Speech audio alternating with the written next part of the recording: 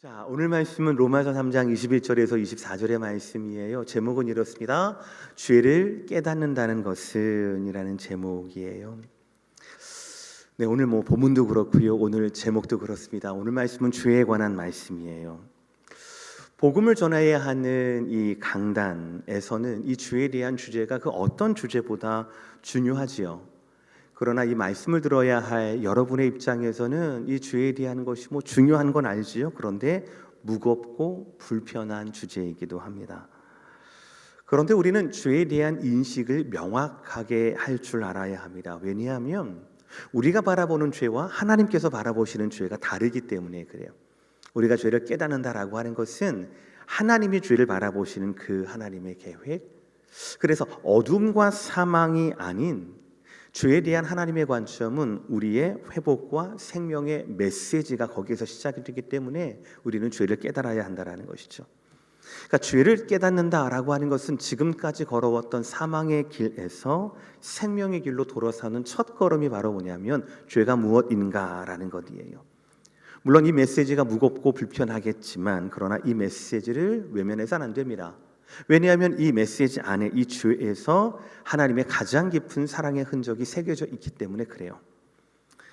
오늘날 우리는 죄라는 용어를 거의 사용하지 않습니다. 더 솔직히 말씀을 드리면 교회가 아니면, 설교가 아니면, 교회 중에서도 이제 복음주의적인 교회들, 즉 하나님의 말씀, 성경을 하나님의 말씀으로 믿고 있는 교회들이 아니라면 당신은 죄인입니다, 우리는 모두가 다 죄인입니다 라고 하는 메시지가 흔하게 나오지를 않아요.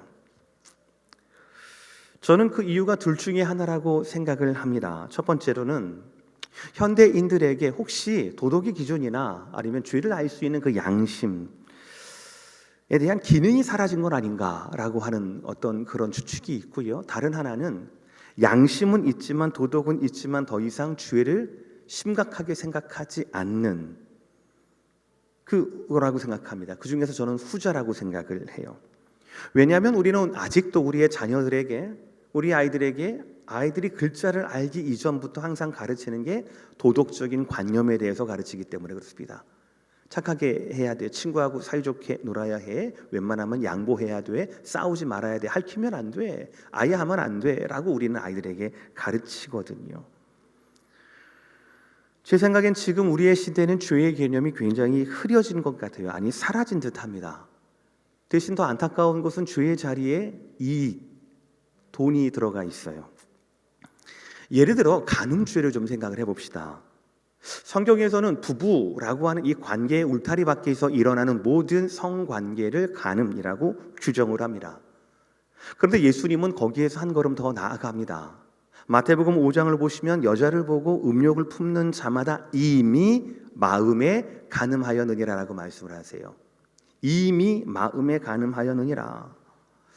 드러난 죄가 아니라 마음에 품은 죄 자체를 지적을 하시는 거죠. 그러니까 마음에서부터 이 죄를 용납해서는 안 된다라고 말씀을 하시는 겁니다. 그래서 이 예수님의 말씀을 기준으로 사는 성도들은 결과적으로 아무리 가까운 부부 사이라 하더라도 서로의 마음을 다잡습니다. 아무리 익숙하고 편안한 사이라고 하더라도 그래서 서로를 막대하지 않는다라는 것이죠. 왜냐하면 죄는 마음에서부터 오는 것이니까요. 더 존중합니다. 더 깊이 배려합니다. 더 깊이 사랑합니다. 그러나 세상은 그렇지 않습니다. 한국의 경우 약 10년 전 간통죄가 폐지가 되었거든요. 물론 미국을 비롯한 세계 여러 나라는 이미 간통죄가 폐지가 되었지요. 이제 그러면서 한국에서는 그럼에도 불구하고 간통죄는 폐지가 되었지만 간통이 합법적인 것은 아니다라고 이야기를 합니다. 불법적인 것, 근데 죄는 아니다라는 식인 거지요. 그래서 성매매 같은 경우에는 어떻게 이걸 메이크업하는가? 벌금 가는 것, 과태료라는 걸 통하여서 자기 행동에 대한 책임을 지게 해야 합니다. 그럼 부부 같은 경우는 어떻게 하느냐? 부부 생활했는데 가정 밖에서 외도를 했다라고 쳐요. 이럴 땐 이혼할 때 위자료 조정 등을 통하여서 실질적인 손해와 이득을 보게 한다라는 것 같아요. 죄는 아니지만 그 죄의 값을 돈으로 매긴다, 벌금으로 매긴다라는 것이죠. 맞는 얘기인 것 같은데 좀 알쏭달쏭합니다. 그래서 결국 어떻게 되어 있습니까? 월등한 재력이 있다라면, 특별히 배우자보다도 월등한 재력이 있다라면 가정 밖에서 바람을 피워도 당당할 수 있는 시대가 되었습니다.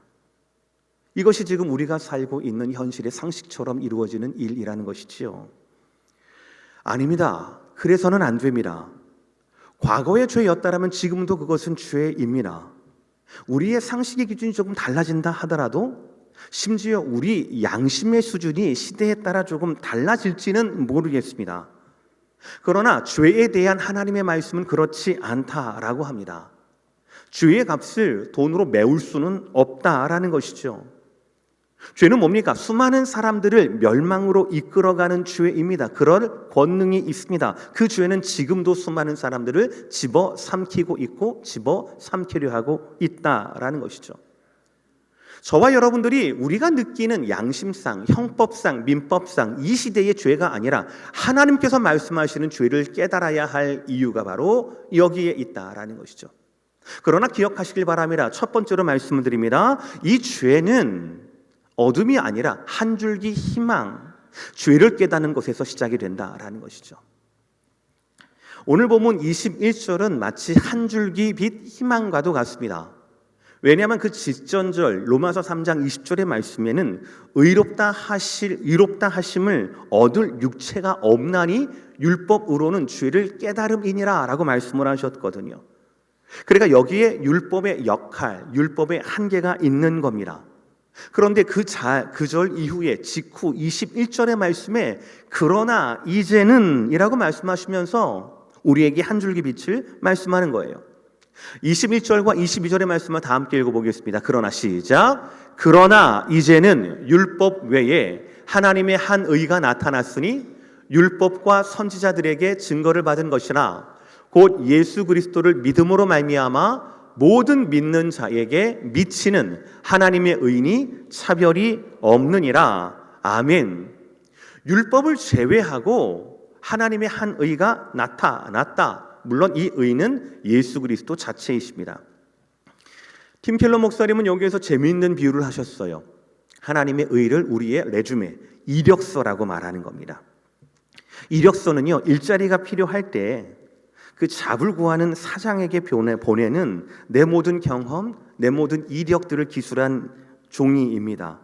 이 이력서를 보고 나를 뽑아주세요라고 말하는 것이죠. 좋은 이력서는 좋은 평가를 받고 좋은 평가를 받은 이력서는 분명히 좋은 채용으로 이루어지게 될 거지요.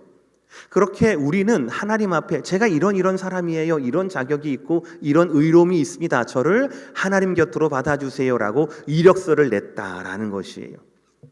그런데 과거의 율법으로는 아무리 좋은 경력과 기술을 가지고 있었어도 아무리 좋은 이력서를 내도 그리고 아무리 내가 하나님과 함께하고 싶습니다라고 하는 간절한 바람이 있다 하더라도 하나님께는 인정받을 수가 없었다라는 거예요. 그것이 20절에 말씀하고 있는 의롭다 하실 육체가 없다라는 거예요. 의롭다 하심을 얻을 육체가 없다라는 말이 바로 그 말입니다. 심지어 율법의 전달자라고 얘기했던 모세조차 가나안 땅에 들어가지를 못합니다. 위대한 그의 죽음 이후에 그의 시신을 보고 천사와 악마가 다투었던 것을 기억해 보시길 바랍니다. 율법은 오직 죄를 깨달을 뿐입니다. 이것이 율법의 한계예요. 그런 우리 가운데 그러나 이제는 이라고 하면서 오늘 21절에 한 줄기 빛이 다가오게 된 겁니다. 그러나 이제는 율법 외에 하나님의 한 의가 나타났으니 역사상 처음이자 마지막으로 하나님께서 율법 외에 다른 길을 열어두셨던 겁니다. 하나님의 의, 완전 무결한 의, 예수 그리스도를 통해 믿는 모든 자에게 주어지는 겁니다. 원래 우리는요, 우리 나름대로의 의를 쌓고, 나름대로 착하게 살아보고, 나름대로 바르게 살아보고, 그것을 하나님께 바치면서 한평생 동안 안절부절하며 하나님 받아주실까, 안 받아주실까라고 하면 그런 불안함 가운데 살아야 했었는데, 그러나 이제는 그렇지 않게 되었습니다. 내 이력서에 내 이름 빼놓고 모두가 다 예수 그리스도의 복음으로 덧칠해져 있는 거예요. 채워지게 되었습니다. 예수님의 죽으심과 예수님의 부활하심, 그 완전 무결한 하나님의 의를 만드시고 난 후에 그 의를 우리에게 주시고 그 의로 말미암아 우리가 하나님께 받아들여지게 된 겁니다. 어떻게요? 22절 말씀처럼요. 곧 예수 그리스도를 믿음으로 말미암아 모든 믿는 자에게 미치는 하나님의 의인이 차별이 없느니라. 할렐루야. 저는 22절의 이 말씀, 믿음으로 말미암아 모든 믿는 자에게 미치는 이라는 이 말씀이 너무너무 가슴 뛰도록 귀합니다. 우리는 믿음으로 말미암아 구원받았습니다. 그러나 잘 아셔야 합니다. 우리의 믿음의 그 대상은, 구원 얻는 믿음의 대상은 오직 한 분, 예수 그리스도라는 것이에요. 우리는 믿음 그 자체로 구원받은 것이 아닙니다. 귀신도 믿습니다. 무당을 섬기는 자들도, 성공을 갈망하는 자들도 저마다의 믿음이 있거든요. 우리는 하나님을 믿는 것으로 구원받은 것은 아닙니다. 예수를 그리스도로 인정하지 않는 유대인들도 하나님을 야훼 하나님으로 부르고 있거든요. 우리는 하나님이 허락하신 한 의, 오직 예수 그리스도를 믿음으로 말미암아 구원을 얻게 되었다라는 사실이에요. 사랑하는 성도 여러분, 죄를 죄로 깨닫는 것, 이것이 바로 은혜의 시작입니다. 모세조차 이룰 수 없었던 하나님의 의에 이룰 수 있는 유일한 길이라고요. 율법은 죄를 알게 했지만 예수 그리스도의 복음은 죄를 해결하게 주셨습니다. 죄를 깨닫고 예수 복음을 믿음으로 말미암아 죄를 극복하는 저와 여러분 모두가 되시기를 주의 이름으로 축복합니다. 오늘 말씀은 우리에게 이렇게 선언하고 난 후에 우리가 과거 떠나왔던 죄의 현실과 죄의 결과에 대해서 다시 한번 되새겨 줍니다. 죄의 현실과 죄의 결과예요. 인간에 대한 세상의 생각과 성경의 생각은 크게 다릅니다. 이 시대는 인간이 근본적으로 선하다라고 이야기를 합니다. 다만 인간이 선하지만 모여 사니까 문제가 있는데, 이 세상의 문제는 인간의 문제가 아니야, 다른 외부의 나쁜 영향으로부터 오는 거야 라고 설명을 합니다. 예를 들면 저들 가운데, 문제가 있는 저 사회 가운데 조금 더 좋은 교육의 기회가 있었다라면, 더 투명한 정치 시스템이 있었다라면, 더 발전할 수 있는 경제 상황이 주어졌더라면, 이런 식입니다. 그래서 우리는 선거 캠페인 때마다 세상에 다시 없을 새롭고 위대한 나라에 대한 후보자들의 공약과 외침을 듣습니다. 그러나 그 외침이 얼마나 허무했는가는 우리는 4년마다 한 번씩 경험하게 되지요. 이와 달리 성경은 인간이 근본적으로 타락했다라고 말씀하고, 그 마음의 부패한 데서 이런 모든 불행들이 기인한다라고 가르칩니다. 오늘 23절 전반절 말씀입니다. 왜냐하면, 시작. 왜냐하면 모든 사람이 죄를 범하였음에. 한글 번역에서는 왜냐하면 접속사가 생략이 되어 있습니다. 그러나 원어에는 나와 있어요. 왜냐하면, 즉 23절 이 왜냐하면은 22절의 이유를 말하는 겁니다. 모든 믿는 자에게 미치는 하나님의 의인이 차별이 없다라는 이 말씀을 설명을 하는 거예요.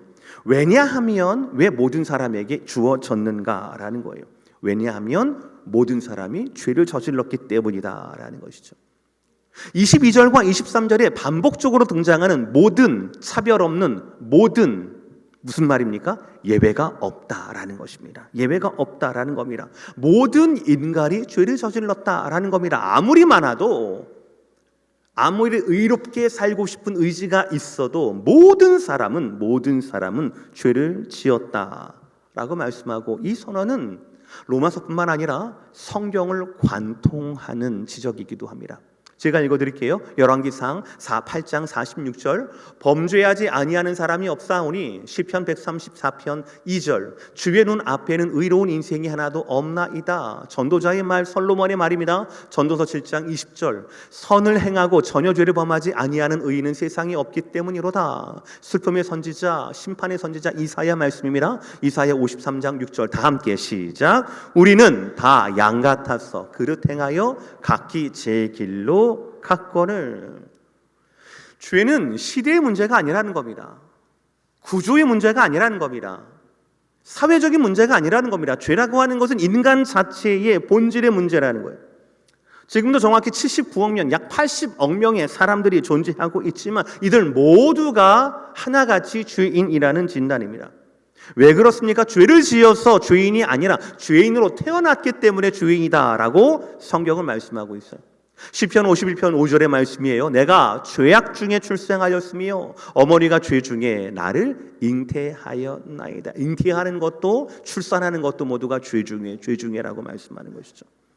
그러니 이 죄악은 민형사상의 범죄하고는 좀 다릅니다. 범죄는 뭔가를 해야 될 거 아니에요. 그렇죠? 근데 태아가 무슨 죄 가운데 있겠습니까? 아니지요. 이 죄악이라고 하는 것은 성경이 우리에게 죄인이라고 얘기할 때 그 죄라고 하는 것은 부패를 말하는 겁니다. 부패한 상태를 말하는. 본래 우리는 하나님의 기쁨의 대상으로 지음을 받았지만 부패했다라는 거죠. 본래 우리는 하나님의 대리자로서 창조주의 권위를 위임받을 대상으로 지음 받았지만 부패했다라는 것이죠. 아담과 하와의 범죄로 말미암아 부패하게 되었다. 그 결과 모든 인간은 부패한 본성을 지닌 죄인으로 태어났다라고 하는 것이 성경에 일치된 선언이라는 것이죠. 그래서 모든 사람이 죄를 범하였음에라고 하는 것입니다. 이것이 죄의 현실이다라는 것이죠. 그런데 여러분, 성경은 오늘 말씀에서 아주 놀라운 전환을 이룹니다. 다시 한번 23절의 말씀 한번 읽어볼까요? 시작. 모든 사람이 죄를 범하였음에 하나님의 영광에 이르지 못하더니. 모든 사람이 죄를 범하였다라고 하는 이 현실이 어떤 결과를 가져왔을까요? 모든 사람이 죄를 범하였다. 그래서 벌을 받았다. 모든 사람이 죄를 범하였다. 그래서 죽음에 이르렀다. 모든 사람이 죄를 범하였어. 그래서 지옥에 가게 되었다. 모든 사람이 죄를 범하였다. 죄인티 성인이가 서로를 증오하게 되었다. 세상이 덤덤덤 악하게 되었다. 라고 말씀하지 않습니다. 물론 그런 일들이 일어납니다. 죄의 결과로 죽음이 불행이 우리 가운데 온갖 것들로 일어나게 됩니다. 그러나 가장 중요한 죄의 결과는 그런 것들이 아니라는 것이죠. 성경이 말씀하는 죄의 가장 중요하고 심각한 결과는 하나님의 영광과 연결되어 있다라는 사실이에요. 사랑하는 성도 여러분, 이것을 제대로 아셔야 합니다. 물론 죄는 사망을 가져옵니다. 물론 죄는 하나님을 가리게 합니다. 하나님 못 보게 만듭니다. 그래서 그 말씀을 듣지 못하게 하고 결국에는 빛을 싫어하게 만듭니다. 네, 죄는 우리를 여러 가지 모양으로 올가매고 우리를 여러 가지로 불행하게 만듭니다. 그러나 성경이 말씀하고 있는 죄의 가장 중요하고 가장 심각한 결과는 죄를 지은 우리가 결국 하나님의 영광에 이르지 못했다라는 사실이에요. 죄를 지으면서 가장 우리가 걱정해야 할 것은 이 죄로 말미암아 우리가 하나님의 영광에서 끊어지지 않을까. 물론 끊어지지 않습니다. 지난 로마서 8장에서 말씀드린 대로 우리가 예수 안에 있게 되면 예수 안에 있는 하나님의 사랑에서 그 어떤 선한 것도 어떤 악한 것도 우리를 그 사랑에서 끊을 수가 없다라고 선포했거든요. 그럼에도 불구하고 이 죄의 현실을 가져다주는 가장 중요한 결과는 하나님의 영광에 이르지 못한다라는 것이죠. 그렇다면 여러분, 오늘 말씀은, 오늘 복음은 오케이, 모든 사람들이 죄를 범하였다라고 하는 죄의 현실, 그래서 결국 하나님의 영광에 이르지 못하였다라고 하는 죄의 결과가 전부입니까? 그럴 리가 없습니다. 모든 사람이 죄를 범하였지만 믿는 모든 사람에게는 특별한 은혜가 준비되어 있다. 우리가 믿고 붙들어야 할 진리는 바로 뭐냐면 죄가 어떠한가가 아니라 하나님은 죄에 대해서 어떠하신가라는 진리라는 것이죠. 그것이 무엇입니까? 마지막 세 번째, 시작. 다시 그리스도 예수 안에 거해야 합니다라는 사실이에요. 모든 인간이 범죄했다. 그러니 성경은 그러므로 인간은 모두 망해야 한다라고 말하지 않습니다. 인간은 악하지만, 인간은 약하지만, 인간은 자격이 없지만 하나님이 그 인간을 사랑하셔서 구하기를 원하신다라는 것이죠. 타락하고 오염된 인간에게 오직 하나님만 주실 수 있는 예수 그리스도의 그 죄에 대한 대책이 필요하다, 주셨다라는 말씀이거든요. 우리 다 함께 24절의 말씀이에요. 시작.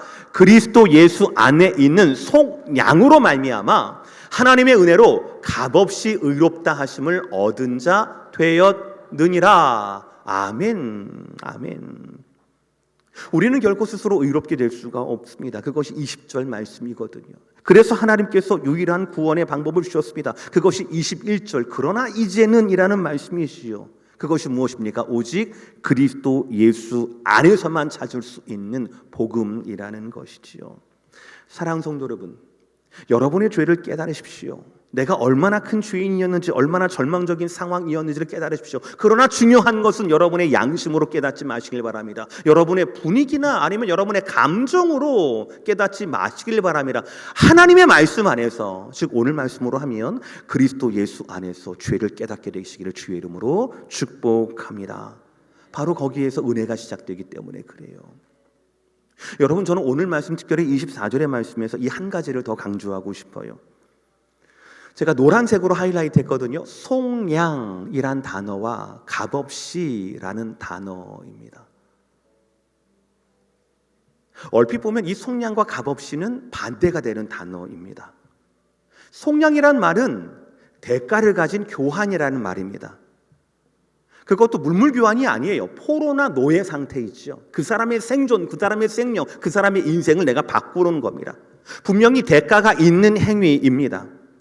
즉 하나님의 은혜를 받으려면 그 응당한 대가가 있어야 한다, 치러져야 한다라는 것이죠. 그냥은 안 된다라는 겁니다. 그것이 율법의 행위로든 아니면 아브라함의 자손이라는 형통이라든 간에 무엇이든지 간에 적정한 대가가 있어야 마귀의 포로나 죄의 노예에서 우리가 바뀌어질 수 있다, 해방될 수 있다라는 것이죠. 대가가 없이 속량할 근거가 없습니다. 그런데 우리에게는 그것을 갚을 만한 능력이 없잖아요. 왜냐하면 모든 사람이 범죄했고 그래서 모든 사람이 하나님의 영광에 이르지 못했기 때문에 그렇습니다. 이것은 능력이 부족하거나 값이 없어서가 아니라 우리의 자격이 되지 않아서 그렇다는 것이죠. 의인의 자격이 되지 않아서 그렇다는 거죠. 그런데 하나님께서 이 속량을 값없이 주셨어요. 이 속량의 대가를 우리에게 청구하지 않으시고 예수 그리스도로 치르게 하셨어요. 일대제 말씀드렸던 우리의 이력서에 우리의 이름 말고 전부가 다 예수의 말씀으로 값을 매길 수도 없고 값을 치를 수도 없는 예수 그리스도로 인하여서 우리가 예수의 의로 말미암아 우리가 의롭다 하심을 얻게 된 겁니다. 이것이 바로 오늘 본문이 말하는 복음이에요. 바로 이 말씀에서 무엇으로도 갚을 수 없는 복음의 빚이 나에게 값없이 주어졌다라는 선언인 거지요. 무엇으로 받았습니까? 믿음으로 말미암아 모든 믿는 자에게 차별이 없이 임하는 하나님의 의를 우리의 이름과 이력이 아니라 예수 그리스도의 의로 받아들였다라는 것이에요. 오늘 말씀 마무리하겠습니다. 미국 형법에서는 죄에 대해 자백하면 피의자가 자백하게 되면 별도의 증거 조사 없이 양형으로 들어간다라고 이야기를 합니다. 즉 자백만큼 더 결정적인 증거는 없다라는 것이죠. 그래서 반드시 미국에서는 누군가 용의자를 체포를 하게 되면 체포된 용의자에 대해서 아무리 나빠 보이는 사람이라도 그 사람의 권리에 대해서 얘기해 주게 됩니다. 묵비권을 행사할 수도 있다라든지 당신의 진술은 불리하게 적용될 수 있다라든지 변호사를 설립할 권리가 있다라든지 돈이 없으면 국선 변호사를 소개해 준다든지 이런 것들이지요. 왜냐하면 체포단은 당시에 얼떨결에 자백했다가 자기가 저지른 죄보다도 그 자백으로 인하여 더 많은 벌을 받을 수 있는 가능성이 있기 때문에 그렇다는 거죠. 그래서인지 제가 처음에 미국에 와서 차를 구입할 때 도와주던 선배 목사님이 계셨습니다. 근데 그 목사님이 제가 차를 가지고 돌아와서 운전하고 돌아오는데 저한테 신신당부를 하는 거예요. 김 목사, 절대로 교통사고 나고 뭐가 나더라도 절대로 경찰이나 상대방에게 I'm so sorry 그런 말 하면 안 돼. 당신 마음은 알겠는데 그런 말 하면 큰일 나는 거야. 다 뒤집어 씌는 거야. 이렇게 저에게 신신당부를 하시더라고요. 감사하게도 아직 I'm so sorry는 안 했습니다. 그럴 경우가 없었거든요. 이처럼 이 세상에서는요, 죄를 인정한다라는 것, 죄를 자백한다는 굉장히 심각한 겁니다. 나에게 좋을 게 별로 없게 되는 것이죠. 그러나 성경은 다릅니다. 우리 마지막으로 읽겠습니다. 마지막으로 천천히 요한일서 1장 9절의 말씀 시작. 만일 우리가 우리 죄를 자백하면 그는 미쁘시고 의로우사 우리 죄를 사하시며 우리를 모든 불의에서 깨끗하게 하실 것이요. 아멘. 성경에서는 죄를 자백하라고 얘기를 해요. 세상의 관점에서 죄는 숨겨야 되는 거거든요. 아니라고 말해야 되는 겁니다. 변호해야 되는 겁니다. 잡아떼야 되는 겁니다. 그러나 하나님의 입장에서는, 하나님의 말씀에서는 죄를 드러내라라 말씀하십니다. 죄를 자백하라 말씀하십니다. 이게 우리가 죄를 깨달아야 할 이유인 거예요. 죄를 민사와 형법으로가 아니라, 미국법으로 아니라 죄를 하나님의 관점에서 우리는 깨달아야 합니다. 어떻게 해요? 예수 안에서 자백해야 한다라는 것이지요. 놀라운 사건, 그 전 구절, 죄를 자백하게 되면 첫 번째 하나님의 성품을 경험하게 됩니다. 미쁘시고 의로우신, 즉 믿을만하고 의로우신 하나님을 우리가 경험하게 됩니다. 그리고 고백한, 자백한 죄에 대해서 사하심을 입게 됩니다. 그리고 고백하지 않았지만 죄 근처에 있었던 모든 불의에서 우리를 깨끗하게 하신다라는 것이에요. 죄는 부끄러운 건데, 말하면 말할수록 나에게 더 불리해지는 건데, 죄는 창피한 건데, 처벌받아 마땅한 사안인데, 그럼에도 불구하고 예수 안에서 고백하는 죄는 하나님의 성품과 그의 능력과 그의 위로를 얻을 수 있는 은총의 도구가 된다라는 사실이요. 이것이 바로 저와 여러분이 죄를 복음대로 깨달아야 할 이유라는 것이에요. 도대체 어떻게 이런 일이 일어날 수 있다고요? 오늘 본문 때문에 그래요. 예수 그리스도의 의 때문에 그렇습니다. 이 복음을 믿는 모든 사람들에게 임하는, 차별 없이 임하는 하나님의 은혜 때문에 그렇습니다. 죄로 인해 모든 사람이 하나님의 영광에 이르지 못했지만 하나님께서는 우리의 이력서에 우리의 이름을 제외한 모든 것을 예수 그리스도의 의로 채워주셨고, 그 이력서가 하나님께 나아갔고, 하나님은 우리 이름이 아니라 우리 이름 대신에 적힌 그 모든 예수 그리스도의 복음을 보시고 그 의를 보시고 우리를 받아주신다. 값없이 의롭다함을 얻었다. 칭의를 받았다라는 것이에요. 그래서 여러분, 죄에 대한 우리의 관점이 바뀌는 겁니다. 정죄의 수단에서 은총의 수단으로 바뀌는 겁니다. 성도가 죄를 깨닫는다는 것은 단순히 죄의 심각함을 아는 것만이 아니에요. 그 너머 하나님의 은총과 하나님의 미쁘심과 의로우심을 경험하는 겁니다. 기대하는 겁니다. 내 죄에 대한 사함뿐 아니라 죄를 지었지만 그 죄를 자백함으로 모든 불의에서 깨끗해지는 더 온전한 의로서 주 앞에 나아갈 수 있게 되는 것, 이것이 죄를 깨닫고 주 안에서 죄를 고백하는 자가 얻는 은혜다라는 것입니다. 사랑하는 성도 여러분, 우리에게는 복음이 필요합니다. 우리가 사랑하는 이웃에게도 복음이 필요합니다. 그 복음의 시작이 무엇입니까? 죄를 깨닫는 것에서부터 시작된다라는 사실 꼭 잊지 않으시기를 주의 이름으로 축복합니다. 마지막으로 한 가지만 더. 아까 23절에서 뭐라고 했습니까? 왜냐하면 모든 사람이 죄를 범하였더니, 그 결과가 뭐라고요? 하나님의 영광에 이르지 못하였다라는 것입니다. 죄의 결과는 단순히 여러분의 양심이 무거워진 것, 가슴이 두근거리는 것, 이러다 벌 받으면 어떡할까, 이런 것들이 아닙니다. 죄를 저지르게 되면 그 죄로 말미암아 하나님과 우리가 사이가 내게 됩니다. 하나님과 우리 사이가 갈라지게 됩니다. 우리가 하나님의 영광에 이르지 못할다라는 거예요. 그러니 사랑하는 성도 여러분, 이 죄에 대한 유일한 해결책인 예수 그리스도의 복음 안에서 죄를 경계하시는 저와 여러분 되시기를 주의 이름으로 축복합니다. 기도하겠습니다.